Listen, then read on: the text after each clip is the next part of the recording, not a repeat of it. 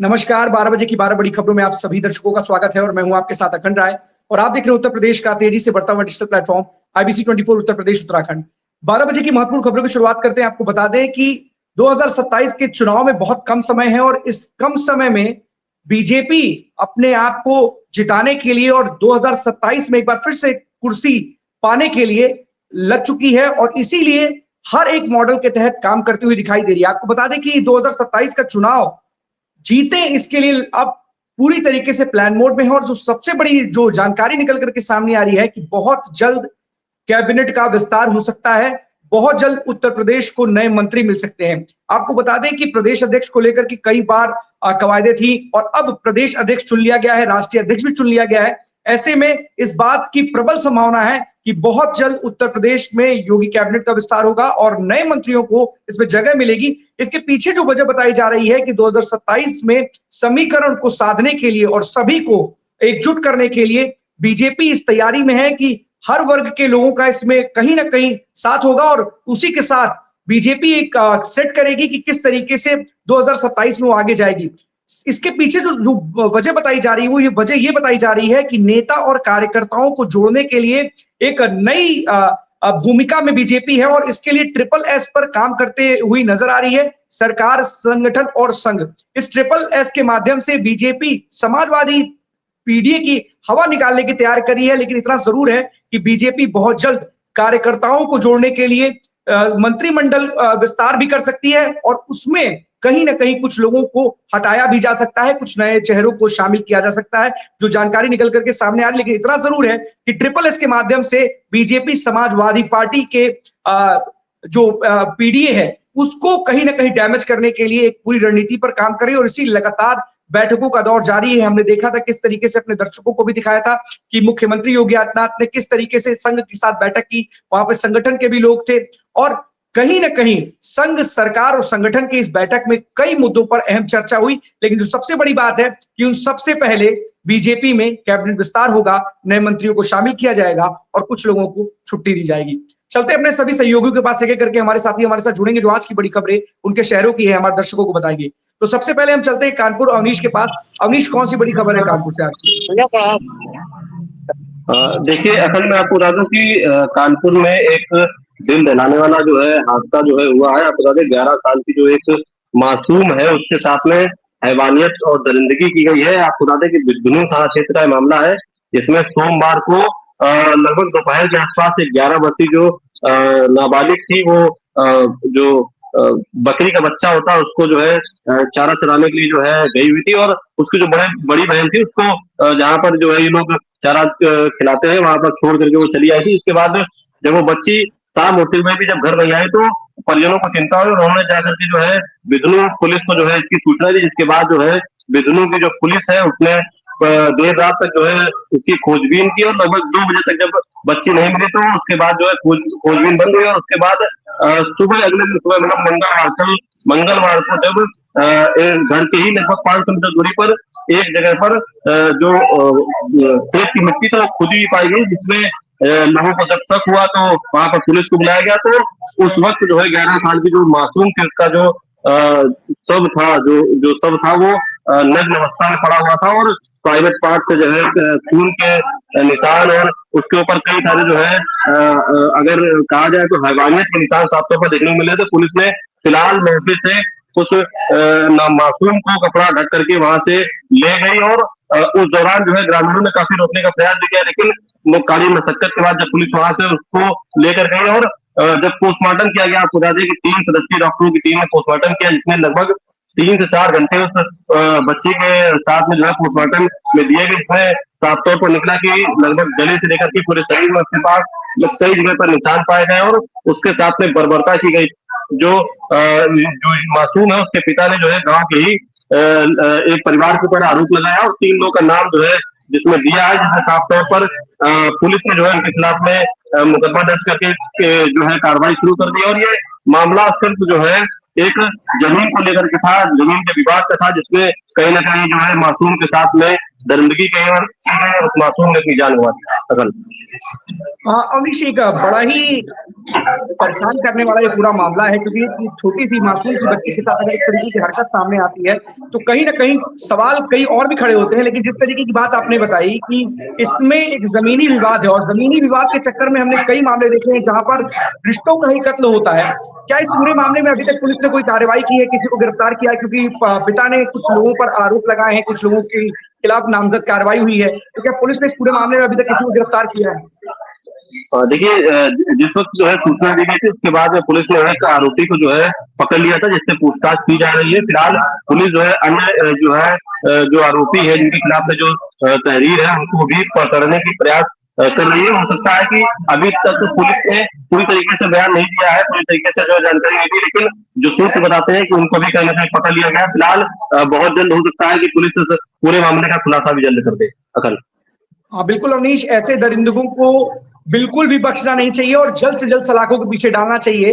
किसी भी वजह से इस तरीके से एक मासूम बच्ची के साथ इस तरीके का जघन्य अपराध करना अपने आप में कड़ी सजा की ओर उनको अग्रसर करता है, क्योंकि जो मासूम अभी थी, जिसने अभी जिंदगी देखी भी नहीं थी, जिसने इस पूरे संसार को देखा भी नहीं था, उसके साथ इस तरीके की हैवानियत कहीं ना कहीं उन तमाम लोगों पर सवाल उठाती है जिसने इस तरीके की हरकत को अंजाम दिया है, इस तरीके की घटना को अंजाम दिया है। उसके मन में क्या होगा कि इस तरीके की उसने घटना को अंजाम दिया, ये अपने आप में बड़ी बात है। फिलहाल नजर बनाए रखिएगा अवनीश, पुलिस की तरफ से जो भी अपडेट आता है तो हमारे दर्शकों को जरूर दीजिएगा।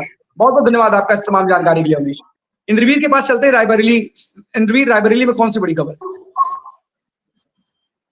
देखिए अखंड, हमारी मौजूदगी इस समय सामुदायिक केंद्र लतापुर रायबरेली प्रयागराज लखनऊ हाईवे पर है, और ये एक सामुदायिक केंद्र है। यहाँ पर अक्सर अगर कोई ऐसा फंक्शन होता है सरकार की तरफ से, वो देखा जाता है। आज अगर बात करें तो हमारी मौजूदगी, मेरे पीछे आप देख रहे हो तो तमाम सारे रंग बिरंगे पोस्टर लगे हुए हैं, और ये पोस्टर ये दर्शा रहे हैं कि आज सरकार के भाजपा सरकार अगर बात करें उत्तर प्रदेश में, तो 9 वर्ष इन्होंने पूरा किया है, और 9 साल पूरा होने को इन्होंने पूरा का पूरा जो क्रेडिट दिया है, वो एक स्लोगन अगर बात करें तो मेरे पीछे एक बैनर लगा है, मैं आपको दिखाने की भी कोशिश करूंगा।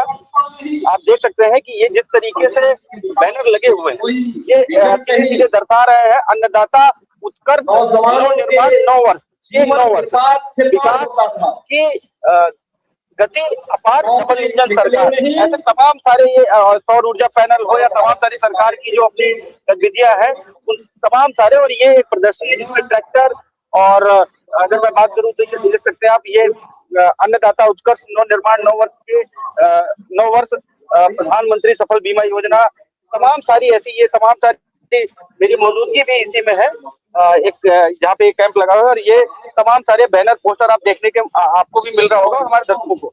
अखंड, ये जो सरकार ने 9 वर्ष पूरा किया, वो डेडिकेटेड अगर बात करें तो डेडिकेटेड उन्होंने सीधे सीधे सरकार ने किसानों को किया है, उसको लेकर के आज यहाँ पे तमाम सारे अधिकारी जो अपने रायबरेली जिले के हैं वो मौजूद हैं और 9 वर्ष मना रहे हैं। और अभी हम देख रहे हैं कि लाइव के माध्यम से एलईडी पर देश के जो अपने प्रदेश के डिप्टी सीएम केशव प्रसाद मौर्य ने भी अभी अपने अभिभाषण में तमाम सारी जो गतिविधियां रहे या जो कार्य रहे इन 9 सालों में उनको गिनाए, और एक सीधे सीधे हमला भी किया अभी अखिलेश यादव के ऊपर। उन्होंने सीधे सीधे अपने भाषण में कहा कि अखिलेश यादव जी अभी भूल जाए 2047 तक देश में उनकी दाल नहीं गलने वाली। ऐसे तमाम सारी चीजें हमने देखी। और कल हम एक चीज और देख रहे थे अखंड, मैं अक्सर कहना चाहूंगा कि हमने देखा है कि कहीं ना कहीं राजनीति, और अभी आपने थोड़ी देर पहले जब हमारा लाइव शुरू हुआ तो आपने खुद कहा कि अब उत्तर प्रदेश में 2027 के चुनाव बहुत ज्यादा दूर नहीं है, उनको देखते हुए सरगर्मियां तेज हो गई, जल्द ही मंत्रिमंडल का विस्तार भी हो सकता है, ये कयास लगाया जा रहा है। क्या अगर बात करें प्रदेश अध्यक्ष, अभी लोगों को हजम हो रहा है या नहीं हो रहा है, ऐसा तमाम सारी गतिविधियां जिस तरीके से प्रदेश अध्यक्ष की कवायदे जब चल रही थी उसको लेकर के ब्राह्मण समाज के विधायकों ने एक बैठक करी, खोज किया।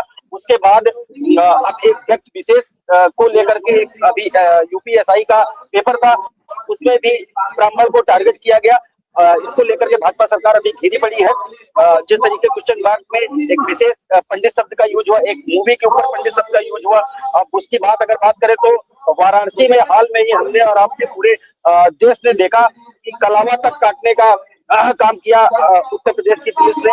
तो इसके परिप्रेक्ष्य में खैर उत्तर प्रदेश पुलिस के ट्विटर हैंडल से और सोशल मीडिया से जारी भी किया गया कि कलावा काटने का या मंगलसूत्र उतारने का या ऐसे तमाम सारी चीजें जो संस्कृत और हिंदू धर्म या किसी भी धर्म को अगर वो करती है तो ऐसी कोई चीजें नहीं की गई है और ऐसी कोई चीजें होनी भी नहीं चाहिए, इन सब पे प्रतिबंध था। तो इस सब को लेकर उत्तर प्रदेश पुलिस ने कहा है कि कार्रवाई होगी और जिसने भी ये कृत्य किया है ये कृत्य निंदनीय है और इस कृत्य के ऊपर कार्रवाई की जाएगी। और जो पंडित शब्द यूज हुआ था उस पंडित शब्द के ऊपर भी उत्तर प्रदेश सरकार ने भी डिफेंड किया है और उत्तर प्रदेश पुलिस ने खासकर डिफेंड किया अपने सोशल मीडिया पे कि ये जिसने भी काम किया है ये शब्द इस तरीके से यूज नहीं होना चाहिए था, जिसने क्योंकि उन्होंने कहा है कि ये एक अक्षुण्ण चीज है और इस अक्षुण्ण और गोपनीय चीज को हम इसकी निंदा करते हैं और इस गोपनीयता अगर किसी ने भंग करी है इसकी तो उसके खिलाफ भी कार्रवाई होगी और एक ये पर्टिकुलर प्राइवेट एजेंसी को दिया जाता है ऐसी चीजें काम करने के लिए, उनके ऊपर भी तमाम सारे उत्तर प्रदेश पुलिस ने रिप्लाई दिया है सोशल मीडिया के माध्यम से कि इन एजेंसियों की भी जांच होगी और ये व्यक्ति विशेष अगर किसी ने किया है तो उसकी भी जांच करके कार्रवाई होगी। तो ऐसे तमाम सारे सवाल से भाजपा सरकार घिरी हुई है और जैसा आपने कहा कि उत्तर प्रदेश सरकार में नए मंत्रिमंडल का विस्तार होगा, नए मंत्रिमंडल के साथ नई चीजें आएंगी, तो क्या एक साल में बहुत सारी चीजें कवर हो पाएंगी या नहीं। जिस तरीके से जिस पायदान पर अभी भाजपा सरकार खड़ी है उस पायदान को रिकवर करने में बड़ा वक्त लगेगा। जिस तरीके से एक खासकर मैं किसी समुदाय में किसी जात किसी विशेष की बात नहीं करता ना IBC 24 करता है, लेकिन जिस तरीके से ब्राह्मण को 2-3 मामलों में टारगेट किया गया और उसके बाद हमने देखा एक जात विशेष की राजनीति शुरू हो गई है अब उत्तर प्रदेश की सरकार में और उत्तर प्रदेश में।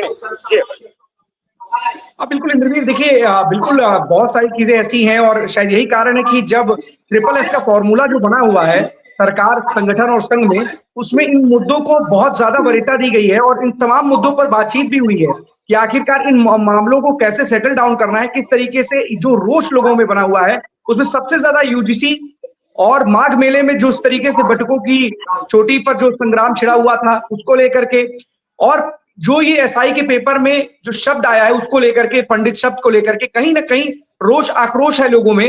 लेकिन जो सबसे बड़ा जो डैमेज कर रहा है बीजेपी को वो UGC फैक्टर कर रहा है, क्योंकि UGC ने कहीं ना कहीं सवर्ण समाज को एक साथ इकट्ठा करते हुए जो तमाम जातियां इकट्ठा होकर के बीजेपी के खिलाफ चली गई हैं और इसी को ध्यान में रखते हुए संघ और संगठन और सरकार की बैठक में इसी के पर आगे काम करने की रणनीति बनी हुई है। लेकिन इतना जरूर है कि देखिए सबका अपना अपना सोचना है, सबका अपना अपना तरीका है राजनीति करने का, भले ही कोई नाराजगी होगी ये कहना विपक्ष का भी है, सरकार उस किसी वजह से किसी को कोई नाराजगी होती है तो उसको समझ में आता है कि हम सही कर रहे हैं गलत कर रहे हैं। लेकिन इतना जरूर है कि इस वक्त बीजेपी के लिए बड़ी मुसीबत हो चुकी है कि जो अपने भी हैं वो साथ छोड़ते हुए नजर आ रहे हैं और शायद यही कारण है कि संगठन, सरकार और संघ में SSS फॉर्मूले के तहत इन तमाम मुद्दों को जो आपने अभी यहाँ पर बताया हमारे दर्शकों को कि वो सारे मुद्दे उसमें चर्चा किए जाएंगे और इसको कैसे कंट्रोल किया जाए, इस डैमेज को कैसे रोका जाए, इस पर भी बात करेंगे। फिलहाल अगर इंद्रवीर कोई और अपडेट आता है, क्योंकि 9 वर्ष पूरे हो गए सरकार के और 9 वर्ष पूरे होने पर जो उनकी उपलब्धियां हैं, जो उन्होंने काम किए हैं उसका ही गुणगान गाएंगे, उसी की उन्हीं उपलब्धियों के बारे में बता रहे हैं। और हर जगह यहाँ लखनऊ में भी मुख्यमंत्री योगी आदित्यनाथ ने इस कार्यक्रम में शिरकत की और तमाम बातें उस पर बताते हुए नजर आएंगे। तो हर जगह पूरे उत्तर प्रदेश में 9 साल पूरे होने पर लगातार बीजेपी ये कार्यक्रम करेंगे। फिलहाल जो भी अपडेट होगा जरूर नजर बनाए रखिएगा। बहुत बहुत धन्यवाद आपका। बिल्कुल ज्ञानेंद्र हमारे साथ बने हुए प्रतापगढ़ से। ज्ञानेंद्र, कौन सी बड़ी खबर है?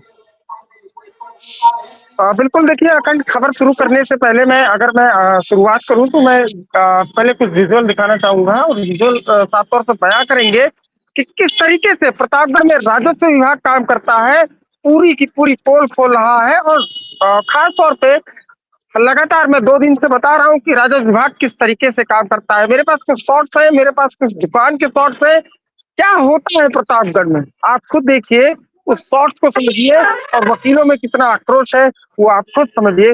वो शॉर्ट्स ही पूरा बयां कर देंगे कि जिस तरीके से अंतु थाना क्षेत्र के अंतर्गत 2001 से न्याय के लिए दर भटक रहे थे, एक जमीनी विवाद में माता और पुत्र की हत्या कर दी जाती है। किसकी लापरवाही? राजस्व विभाग की लापरवाही।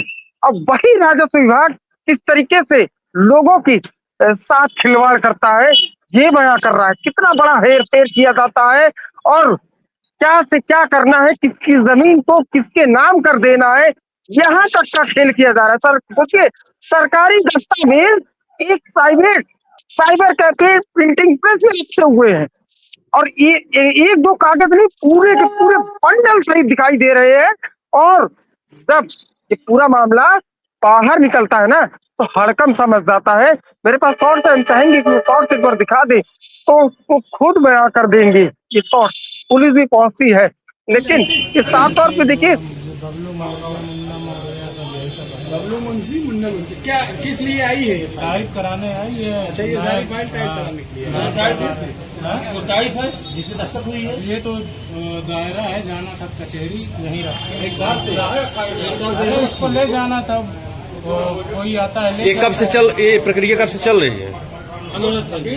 भैया बराबर आते हैं, टाइप करवाते नहीं हैं, बराबर, ले जाते तब भी महीने 2 महीने, साल भर, 2 साल, अच्छा, 3 कुछ साल। पहले आपके पास ऐसी भी रखी हैं जो आप बता रहे हैं कि कचहरी जानी थी, लेकिन आपके हैं। हाँ, यहाँ यही। आपके यहाँ क्यों रखे? अरे यहीं से आके ले जाते शुभ हैं। नाम आपका क्या है? सतीश कुमार प्रजापति, कहाँ के रहने वाले? ईश्वरपुर। थाना कौन सा लगता है? यही थाना तक।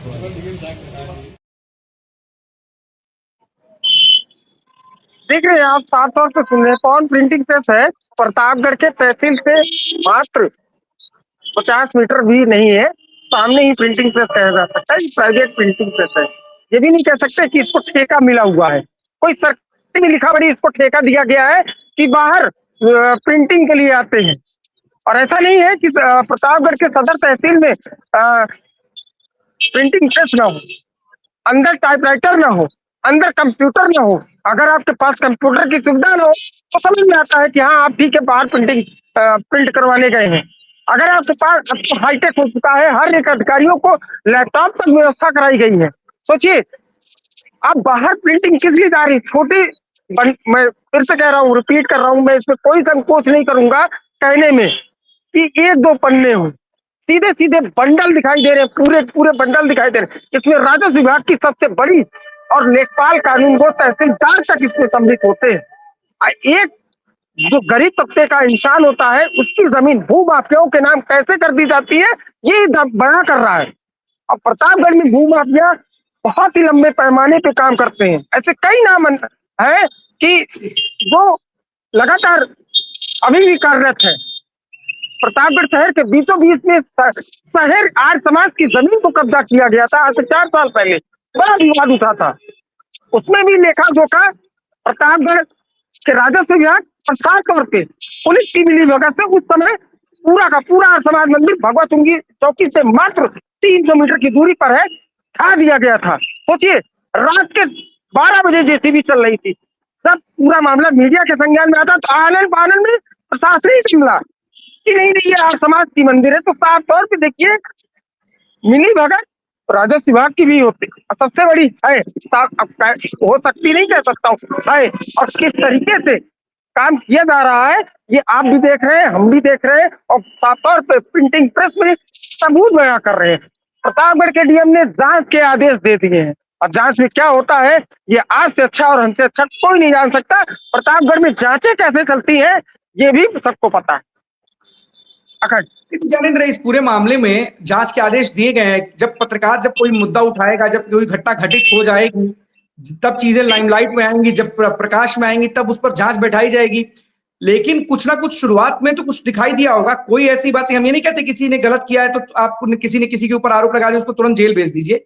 जांच बिल्कुल बैठाई, लेकिन अगर कोई व्यक्ति कहीं पर कुछ गलत कर रहा है और कुछ आधार तो होंगे तभी तो उस पर सवाल खड़े हो रहे हैं।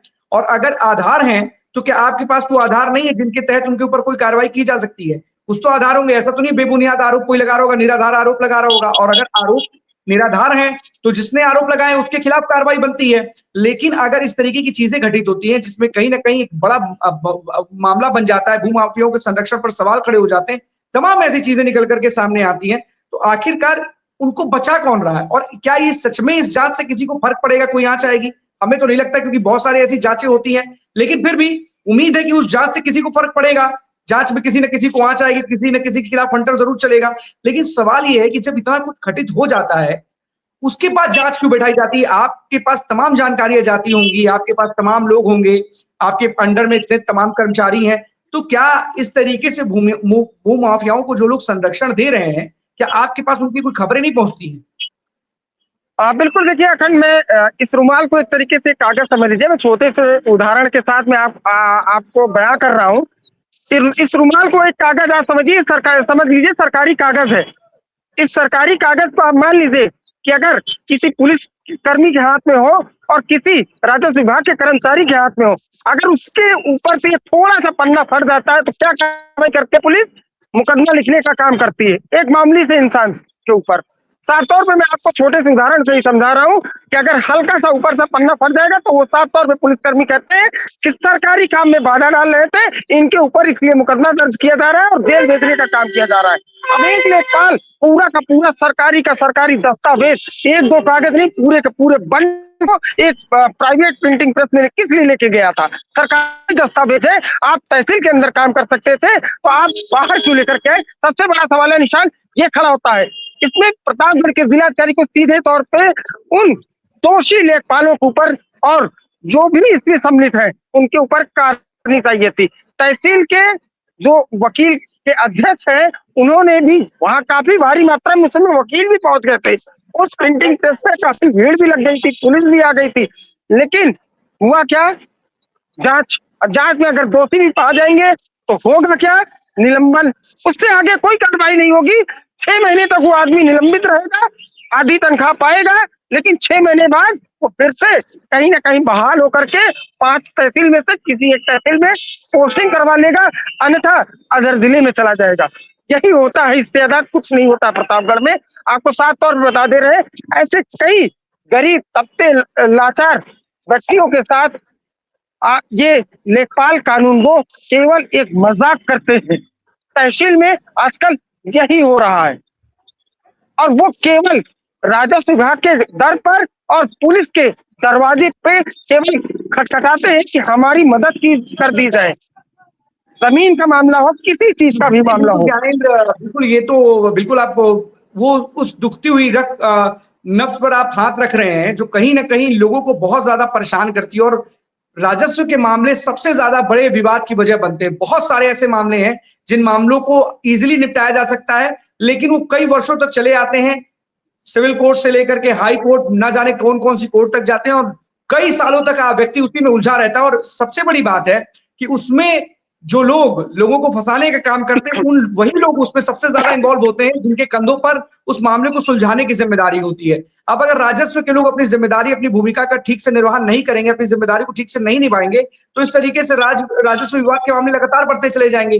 और यहाँ तक कि सूबे के मुखिया ने इस ऐसे मामलों पर कहीं ना कहीं कार्रवाई की बात की है और जल्द से जल्द इसको निपटाने की बात कही गई है। लेकिन ऐसे मामलों में हमने देखा भी है कि किस तरीके से लगातार एक के बाद एक ऐसे मामले लगातार आते हैं, कई तरीके के सवाल खड़े होते हैं, किसी की जान तक चली जाती है, लेकिन स्थितियां जस की तस बनी हुई हैं। लगातार ऐसे मामलों में देरी एक बहुत बड़ी वजह मानी जाती है किसी घटना के पीछे, लेकिन जो जिम्मेदार हैं वो अपने आंखों पर पट्टी बांध करके बैठे हुए हैं। उन्हें लगता है कि आसानी से कोई काम होगा तो हमारे लिए दिक्कत है, उस काम को और भी ज्यादा उलझाए रहेंगे तो हमारे लिए बेहतर होगा, क्योंकि जितना आसान होगा उतने लिए हमारा मुश्किल होगा और जितना मुश्किल काम होगा उतना हमारे लिए आसान होगा। लेकिन इन सबके बीच ज्ञानेंद्र एक चीज और भी समझना चाहेंगे, राजस्व विवाद के मामलों में जिन जिम्मेदारों की जो भूमिका होती है वो अपनी जिम्मेदारी से इस कदर बचते हुए नजर आते हैं, जैसे लगता है कि उनके ऊपर कोई जिम्मेदारी है ही नहीं, वो तो सब कुछ दूसरे पे ही टाल देते हैं। तो क्या इन सारी चीजों को देखते हुए क्या कभी जिलाधिकारी ने या इसी मामले में क्या जिलाधिकारी ने किसी अन्य लोगों पर भी जांच बैठाई है? किन लोगों पर जांच बैठाई, पहले तो ये भी जानना जरूरी है। बिल्कुल देखिए, कुछ लेखपाल कानून के ऊपर जांच बैठाई गई है और इसकी जांच कर रहे हैं उसी तहसील की एसडीएम नैन्सी सिंह, वही जांच कर रही है और पूरे मामले की जांच की रिपोर्ट मात्र 3 दिन के अंदर प्रतापगढ़ के जिला अधिकारी श्री अवस्थी ने कहा है कि हमारे टेबल पे होनी चाहिए साफ तौर पे। तो ये तो बड़ी चीज है कि लेखपाल कानून के ऊपर केवल जांच होगा, निलंबन की कार्रवाई होगी या मुकदमा भी पंजीकृत किया जाएगा, ये साफ तौर पे देखने वाली बात होगी। 3 दिन का समय है, आज दूसरा दिन है, अब कल तीसरा दिन हो जाएगा और देखने वाली ये बात रहेगी कि उन सरकारी दस्तावेजों में साफ तौर पे देखिए, सरकारी दस्तावेज तुरंत के तुरंत पुलिस ने अपने हैंड ओवर में ले लिया और तुरंत उसको तहसील में ले जा करके रख दिया। अब वो दस्तावेज किस चीज के थे, लेकिन ऊपर का जो दस्तावेज था उसे साफ तौर पे एक जमीन का दिख रहा था, तो जमीनी कागजात थे, ये स्पष्ट हो चुके हैं। लेकिन और उसके नीचे कितने दस्तावेज थे ये अभी स्पष्ट नहीं है। और कितने महत्वपूर्ण दस्तावेज थे, उन सारे दस्तावेजों को चेक करते हुए उसी के आधार पर जांच होगी और उसमें जितने भी लेखपालों का अगर कागज होगा या उससे संबंधित लोगों का होगा, उनके खिलाफ भी जांच की कार्रवाई करने की बात कही जा रही है। अब 3 दिन में होना चाहिए, देखिए ऐसे मामलों में गंभीरता दिखानी चाहिए और जांच ऐसी होनी चाहिए जो लगे कि हाँ ये जांच हुई है। ऐसा ना हो लीपापोती हो जाए, खाना पूर्ति हो जाए और उस जांच का कुछ रिजल्ट भी ना आए, क्योंकि बहुत सारे मामले जब त्वरित होते हैं तो लोग जानते हैं कि ऐसा मामला है, उसको उठा दो, जांच करने के लिए लगा दो, कुछ दिन टाल दोगे, लोग भूल जाएंगे। लेकिन ऐसे खाना पूर्ति की वजह से, ऐसा लीपापोती की वजह से तमाम मामले विवाद के रूप में तब्दील हो जाते हैं, लोगों के लिए परेशानी होती है, किसी की जान तक चली जाती। बहुत सारे मामले, घटनाएं देखने को मिली है। ऐसे मामलों की गंभीरता को समझना चाहिए। ऐसे मामले को गंभीर समझिए, इसकी गंभीरता को समझिए, क्योंकि ये किसी दूसरे परिणाम में भी बदल सकते हैं। और प्रतापगढ़ में तो खुद ज्ञानेंद्र ने दिखाया है कि किस तरीके से जमीन के चक्कर में दिन दहाड़े गोली, बंदूक, अपहरण सब हो जाता है। तो बहुत सारी ऐसी चीजें हैं जो कहीं ना कहीं प्रतापगढ़ में घटित होती हैं। तो पुलिस को और राजस्व विभाग की टीम में, साथ ही पूरे प्रशासन को ऐसे मामलों को संजीदगी से देखना चाहिए और उसकी संवेदनशीलता, उसकी कहीं ना कहीं महत्व को समझना चाहिए। नहीं तो ऐसे मामले कहीं ना कहीं दूसरी वजह का रूप जरूर ले लेंगे। बहुत बहुत धन्यवाद ज्ञानेंद्र इस तमाम जानकारी के लिए। आपका कोई अपडेट आएगा तो हमारे दर्शकों को जरूर दीजिएगा। आपको बता दें कि बनारस में गंगा नदी के बीचों बीच इफ्तार पार्टी कर रहे थे कुछ युवक, और गंगा नदी में जब वो इफ्तार पार्टी कर रहे थे तो उन्होंने उस दरमियान वहां पर उस गंगा के बीच में इफ्तार किया, जिसके बाद एक युवक ने जाकर के उनके खिलाफ कंप्लेन कराई, जिसके बाद पुलिस ने 14 युवकों को हिरासत में लिया। अब इस पूरे मामले में कहीं ना कहीं राजनीति बहुत तेज हो गई है, राजनीति गर्मा गई है और विपक्ष बीजेपी पर, योगी सरकार पर हमलावर है, सवाल खड़े कर रहा है। कांग्रेस के साथ साथ समाजवादी पार्टी भी लगातार इस पूरे मामले पर हमलावर है बीजेपी के ऊपर और सवाल खड़े कर रही है। इसी मामले में समाजवादी पार्टी के मुखिया अखिलेश यादव ने बोला है कि गंगा में इफ्तार पार्टी करने के लिए किसने मना किया है। उन्होंने सवाल उठाया कि आखिरकार क्यों गंगा में इफ्तार नहीं कर सकते हैं। उन्होंने बोला कि उन युवकों का दोष इतना होगा कि उन्होंने प्रशासन की हथेली गर्म नहीं की होगी, इसलिए वो नरम नहीं पड़े। उन्होंने एसपी, डीएम, थानेदार को कुछ दिया होता तो शायद इस तरीके की स्थिति नहीं होती। लेकिन सवाल ये है कि ये तो समाजवादी पार्टी के मुखिया अखिलेश यादव का कहना है, लेकिन उधर विपक्ष के या सत्ता पक्ष के लोग हैं या उनसे जुड़े हुए लोग हैं, उनका ये आरोप है कि जिस मां गंगा की पूजा होती है, जिसकी आरती होती है, वहां पर इस तरीके से इफ्तार करना और हड्डियों को मां गंगा में डालना कहां तक उचित है। इसी को लेकर के शिकायत की गई थी और कहा गया था कि इससे हिंदुओं की भावना आहत होती है, जिसके बाद उन युवकों पर कार्रवाई की गई, उनको हिरासत में लिया गया। लेकिन सबसे बड़ी बात है कि विपक्ष इस पर सवाल खड़े कर रहा है उनका, और अखिलेश यादव ने एक कदम और आगे बढ़ते हुए ये भी बोला है कि इससे पहले एक जहाज वहां पर चलता था जिसमें शराब की बोतलें रखी होती थी और भी चीजें होती थी। वहां का जो वेस्ट मटेरियल था वो वहीं पे ड्रॉप आउट होता था, उसके लिए बड़ा गड्ढा खोदा गया था जो मां गंगा में समाहित हुआ। तो तमाम ऐसे सवाल पूर्व सीएम अखिलेश यादव ने उठाए हैं। लेकिन इतना जरूर है कि इस मामले के बाद कहीं ना कहीं हिंदूवादी संगठन हो या फिर सत्ता पक्ष से जुड़े हुए लोग हो, कहीं ना कहीं इस पूरे मामले को लेकर के उन संजीदा है और साफ तौर पर उनका कहना है कि इस तरीके से किसी की भावनाओं को आहत नहीं करना है, ना ही किसी की भावनाओं को ठेस पहुंचाना है। और उन्होंने इसको लेकर के तमाम लोगों पर सवाल भी उठाए कि आखिरकार जिस पवित्र नदी की हिंदू धर्म में आस्था में उसकी पूजा की जाती हो, आखिर उस जगह पर इस तरीके का कृत्य कहां तक उचित है, कहां तक वहां पर इस तरीके का अन्याय बर्दाश्त किया जाए। फिलहाल इस पूरे मामले पर राजनीति बहुत तेज है। समाजवादी पार्टी के साथ साथ कांग्रेस और मुख्य विपक्षी दल और अन्य लोग भी हैं, चाहे एआईएमआईएम हो या फिर और भी दल हो, वो सब सवाल खड़े कर रहे हैं। लेकिन इस पूरे मामले में यूपी पुलिस ने उन युवकों के खिलाफ कार्रवाई की हुई है, उनको हिरासत में लिया और सबसे बड़ी बात है कि कहीं ना कहीं जो शिकायत मिली थी उसके आधार पर ही कार्रवाई की गई है। एक और आपको खबर बता देते हैं, क्योंकि अब चुनाव बहुत नजदीक है और बीजेपी चाहती है सबको साधने के लिए और इसी की कवायद शुरू हो चुकी है। धीरे धीरे अपने कार्यकर्ताओं को, अपने नेताओं को 2027 के चुनावी मैदान में उतारने के लिए पूरी तरीके से प्लानिंग कर ली है। इसी कड़ी में राष्ट्रीय पिछड़ा वर्ग आयोग के अध्यक्ष के रूप में साध्वी निरंजन ज्योति ने आज पदभार संभाल लिया है। आपको बता दें कि 2 बार से लोकसभा सांसद रही हैं फतेहपुर से और कहीं ना कहीं 2027 के विधानसभा चुनाव से पहले उनकी ये ताजपोशी पिछड़ों को अपनी तरफ करने के लिए बहुत बड़े फैक्टर के रूप में देखी जा रही है, क्योंकि आपको स्टार्टिंग में ही बताया था कि आने वाले समय में, आने वाले वक्त में बीजेपी मंत्रिमंडल विस्तार कर सकती है और जो वर्ग उनसे नाखुश है उनको जोड़ने के लिए कोई ना कोई नया प्रयास या उनको जोड़ने के लिए कुछ लोगों को मंत्रिमंडल में शामिल कर सकती है। और इसी के तहत, क्योंकि संघ ने जो बैठकें की हैं उसमें तमाम मुद्दों पर बातचीत की है और इसी के तहत कई ऐसे मुद्दे हैं जिस पर किसी भी प्रकार से कोई बातचीत के लिए साफ तौर पर मनाही की गई है कि उस पर बीजेपी नेता कार्यकर्ता टिप्पणी ना करें। और जो कहीं ना कहीं उपेक्षित जो कार्यकर्ता खुद को महसूस कर रहे हैं उनको फ्रंट में लाने की जरूरत है, उन कार्यकर्ताओं को जोड़ने की जरूरत है। जो विधायक नाराज चल रहे हैं उनको भी फ्रंट में लाने की जरूरत है, या फिर जो तमाम नेता जो अपने आप को ठगा हुआ महसूस कर रहे हैं इतने वर्षों से सत्ता में होने के बाद भी, उनको अब आगे लाने की आवश्यकता है। और सारे मतभेदों को भुला करके सबको साथ करने के लिए SSS सरकार, संगठन और संघ एकजुट होकर के अब इस पर कार्य करने के लिए योजना बना रहा है और शायद ये कारण है कि उसका रिजल्ट बहुत जल्द आपको दिखाई देगा। फिलहाल 12 बजे 12 बड़ी खबरों में आज के लिए बस इतना ही। कल हम आपके सामने फिर से होंगे आदित्य, तब तक के लिए दीजिए हमें इजाजत। धन्यवाद।